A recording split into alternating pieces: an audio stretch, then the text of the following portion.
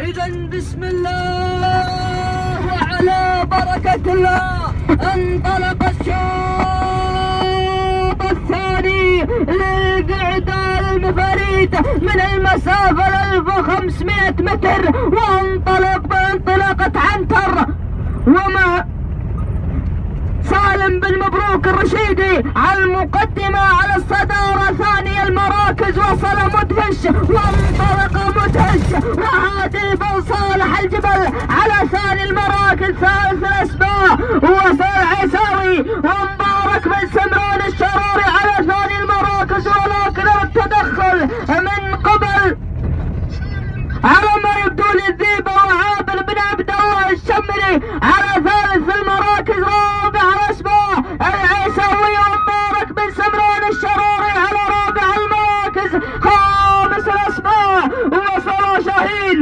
وعزيز بن صياح الشمري على خامس المراكز. هكذا أضعنا لكم الخمسة المراكز الأولى، وأعود إلى المقدمة، أعود إلى عنتر وسالم بن مبروك الرشيدي على المقدمة على الصدارة، ولكن العيساوي ومبارك بن سمران الشراري، ولكن عنتر الله عنتر وسالم بن مبروك الرشيدي على المقدمة على الصدارة، ولكن العيساوي ومبارك بن سمران الشراري على ثاني المراكز. ثالث الأسماء وصل شاهين وعزيز بن صياح الشمري على ثالث المراكز، ولكن راح مع عنتر والعيساوي. يا بابا